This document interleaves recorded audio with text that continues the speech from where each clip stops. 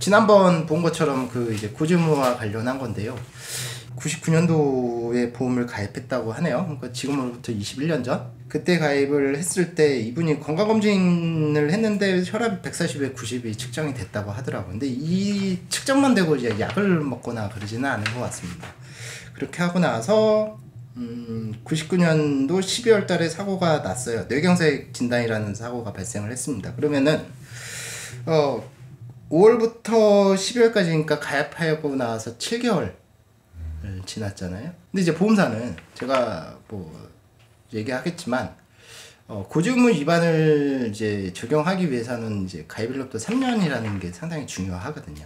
3년 이내만 이제 보험사는 고지의무 위반으로 인해서 뭔가를 페널티를 부여할 수 있는데 얘 같은 경우는 아직 3년이 아직 안 됐잖아요. 그러니까 7개월밖에 안 됐으니까 뭐 조사가 나갔나 봅니다. 그래서 조사가 나가 보니까 뭐 뇌경색이 진단이 있었고 기존에 이제 혈압에 대해서 얘기를 안 했으니까 너 보험금 못 주겠다 이렇게 이제 나온 거죠. 이게 이제 서로 간에 이제 분쟁이 이제 발생했으니까 금감원에 넘어가서 이제 판단을 맡기게 된 건데 일반적으로 보면은 이제 혈압이나 당뇨 같은 경우에는 혈관 질환이랑 관계성이 상당히 높거든요. 근데 뇌경색도 이제 그 뇌가 좀 좁아지는 걸 얘기합니다. 그래서 혈압이 있는 사람은 뇌경색이 발생할 확률이 상당히 높아요. 일반인에 비해서. 그럼 얘랑은 이제 관계가 있다라고 보이는 거잖아요. 그렇기 때문에 너는 관계성이 있는 질병을 우리한테 얘기 안 했으니까 보험금을 못 주겠다. 이렇게까지 간 거죠. 우리가 아까 잠깐 얘기했듯이 그 청약서에 나오는 질문에 대해서 사실대로 답을 해줘야 된다고 했잖아요. 그걸 얘기하지 않으면은 보험회사는 고지의무 위반을 주장할 수 있는 첫 번째 요건이 된다고 그랬잖아요. 근데 제가 얘기했듯이 이게 예전 거라서 지금 청약서에서 질문한 내용이랑 좀 틀린 것 같아요. 근데 제가 99년도 거를 이제 확인할 수 있는 게 확인을 못 하는 게 왜 그러냐면은 그때 당시에 저 학교 다녔거든요. 네, 그 99년도에 발생했던 거, 99년도에 그 가입했던 청약서, 그게 지금 현재는 문제가 되지는 않아요. 그래서 그때 당시에 가입했던 청약서를 확인할 필요는 지금 현재는 없거든요. 그래서 뭐 제가 지금 확인할 방법은 없는데 유추해본 결과 금감원 그 자료를 보니까 지금이랑 그때 당시랑 청약서의 질문 내용이 좀 틀리지 않나라는 생각은 들어요. 지금 현재는요, 고혈압이라는 진단 자체를 받았으면 그 자체가 고지 대상이 됩니다. 고혈압이나 뭐 당뇨나 이런 것들을 진단받은 그 자체가 이제 고지 대상이 되거든요. 투약이랑 상관없이. 네, 맞습니다. 그러니까 지금 뭐 우리끼리 얘기하는 건 뭐 10대 질병이라고 하는데요. 뭐 고혈압, 그다음에 뇌졸중, 뭐 간경화, 당뇨, 뭐 이런 거는 그냥 진단 자체가 고지 대상이 되는 거예요. 근데 그때는 저도 잘 모르겠지만 금감원에 나와 있는 내용을 보니까 질문 사항이 이렇게 돼 있나 봐요. 5년 이내에 고혈압으로 인해서 뭐 치료, 복용, 입원, 수술, 정밀 검사를 한 사실이 있습니까? 라고 물어본다고 합니다. 그럼 이 사람 같은 경우 약을 안 먹었으면은 그거는 대답할 필요가 없는 거죠. 지금 상황에서는 고혈압이라는 진단 자체가 건강검진에서 나와버리면 그 자체가 이제 고지 대상이 되는데 그때 당시에는 진단을 받았다고 하더라도 약을 먹지 않으면은 그거는 문제가 되지 않는다. 그렇게 이제 판단을 한 것 같아요. 그러니까 그때의 기준이랑 지금 기준이랑 조금 틀리기는 한데, 그러니까 청약서의 질문 내용이 틀리기는 한데, 그래도 원칙은 똑같은 게 뭐냐면요. 청약서에서 질문한 내용 있잖아요. 그거는 무조건 사실대로 얘기를 해야 되는 게 맞습니다. 그리고 간혹 이제 보험사에서는 이런 경우도 있습니다. 청약서에서 질문하지 않아요. 근데 이거를 가지고 너 고지의무 위반했으니까 계약을 해지하겠어 라고 하는 경우도 상당히 많이 있기는 해요. 예를 들어서 지금 현재 이제 보면은 이제 최근 5년 이내에 30일 이상 투약을 받은 사실이 있습니까? 라고 물어봅니다. 그러니까 근데 그 30일 이상이라는 게 어떠한 질병으로 인해서 모든 걸 다 합쳐서 30일이 아니라 하나의 질병, 동일한 질병으로 인해서 30일 이상의 투약을 받은 사실이 있습니까? 라고 물어봐요. 근데 이제 만약에 이제 혈압은 아니고 고지혈증이라는 진단을 받았다고 칠게요. 고지혈증 진단 자체는 청약서에서 물어보지는 않거든요. 그랬을 때는 30일 이상의 투약이 되느냐 안 되느냐, 혹은 7번 이상의 치료를 받았느냐, 여기에 해당하는지 아닌지 봐야 되는데 이분이 20일이라고 할게요. 20일을 약을 처방을 받아서 먹었어요. 아직 30일은 안 되잖아요. 그죠?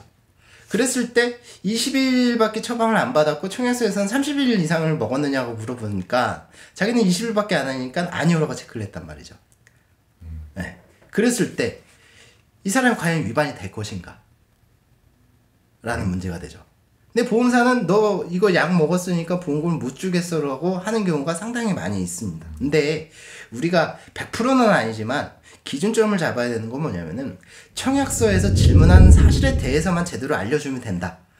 이렇게 보시면 돼요. 그러면은 아까 얘기했던 이 사람이 고지혈증으로 인해서 20일의 약을 먹은 거는 청약서에서 묻지 않기 때문에 보험사는 원칙적으로 고지 의무 위반을 주장하지 못하게 되는 게 맞죠. 근데 실제 보험사가 그럼에도 불구하고 너 위반했어, 해지하겠어, 보험금 못 주겠어 하는 경우도 상당히 많이 있기는 합니다.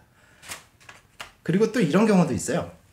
우리가 일반적으로 보면 되게 이제 크게 중요치는 않다라고 생각하는 게 무좀 있잖아요. 무좀. 무좀은 일반인들을 봤을 때 중요하다고 생각할까요? 다 있는 거 아닙니까? 근데 그거를 가지고 약을 먹었는데 그걸 얘기 안 했어요. 우리는 별거 아니라고 생각한단 말이죠, 무좀. 그리고 약도 안 먹는 사람들도 되게 많고. 그랬을 때 과연 이제 이걸 얘기해야 될 것인가? 근데 결국에는 청약서에서는 30일 이상의 약을 먹었으면 얘기해달라고 분명히 적혀있기 때문에 그조차도 원칙적으로 따지면 무좀 진단 받은 것도 무좀 진단으로 인해서 30일 이상의 약을 먹었으면은 그것도 마찬가지로 고지는 해야죠. 그게 아니면 해지 당할 수도 있습니다. 물론 이제 무좀으로 인해서 무슨 큰 질병이 발생하지는 않을 거 아니에요. 그렇기 때문에 아마 보험금 받는 일에는 크게 문제가 되지는 않을 것 같기는 한데요. 해지는 당할 수 있다. 이렇게 이제 보시면 돼요. 그만큼 청약서는 되게 중요해요. 서류가 무서운 건. 네, 맞습니다. 그리고 금감원 그 자료를 보니까 이게 또 그게 있더라고요. 그러니까 140에 90이라고 하는데 이 사람 혈압 측정이. 근데 140에 90이라는 경우는 이제 혈압으로 따지면 그렇게 되게 높은 거는 아니에요. 그러니까 고혈압 진단에서 가장 낮은 단계인데, 근데 이 사람은 그걸로 인해서 약을 먹거나 이러지는 않았단 말이죠. 그러면은 이 사람이 과연 내가 혈압이 있었다라고 인지를 했었을까? 요 문제도 이제 부각이 됩니다. 근데 금감원에서 마찬가지로 만약 니네가 청약서에서 물어보는 거에 대해서 이 사람이 잘못 얘기했다고 할 수 있을지언정 이 계약자는 자기가 고혈압이 있었다는 걸 인지하지 못했을 가능성이 더 높다. 그러니까 고의로 얘기 안 한 게 아니고 몰라서 얘기 안 했을 수도 있기 때문에 그거는 고지 의무 위반에 성립이 안 된다. 뭐 이렇게 이제 판단을 했더라고요. 그래서 결국에는 중요한 거는 일단은 무조건 청약서고, 두 번째는 이제 고의냐 아니냐 요걸 이제 따져야 되는데, 솔직히 고의냐 아니냐를 따지는 거는 당사자 간에 그걸 따질 수 있는 부분은 아닙니다. 왜냐면은 뭐 이제 길 가다가 만약에 누구랑 이제 부딪혔어요. 근데 상대방은 너 왜 나 고의로 부딪혀? 라고 하는데 나는 진짜 아니거든요. 실수로 부딪혔거든.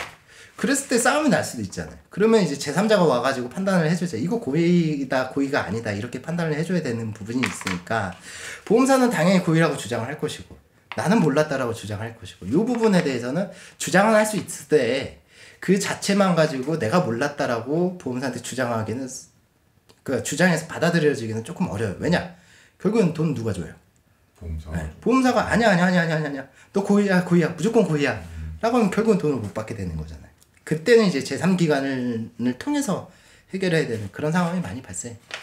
그것도 역시나 이번에 금감원에서 짚어준 것 같아요. 많이 일어나는 건가요? 저는 많이 상담을 받고요. 뭐 실제 그런 거와 관련해서도 많이 진행을 했었고요. 지금도 하나 진행하고 있는데 이건 좀 복잡한 거라서 나중에 기회가 되면 다른 걸로 해가지고 녹화해가지고 얘기를 할게요. 이거는 너무 복잡해가지고 이거 단순히 탁 얘기하기는 상당히 어려운 그런 상황이라서. 근데 일단은 고지 의무는 기본적으로 가입하고 나서 가까운 시일 내에 뭔가 터지면은 문제가 될 가능성이 매우 높다라고 이제 보시면 되고, 일반적으로 사람들이 이제 기계적으로 이제 아니요 뭐 이렇게 하잖아요. 그랬을 때는 대부분 이제 보험사랑 분쟁이 발생할 여지가 높다, 이렇게 생각하시면 됩니다. 고지 의무는 일단은 청약서를 잘 살펴봐야 됩니다. 청약서에서 질문하는 내용에 대해서 사실대로만 얘기하면은 문제 없습니다. 고지 의무로 보험사가 고지의무 위반으로 보험회사가 주장할 여지가 99% 없어집니다. 네. 망설이지 말고 사실대로 얘기해라.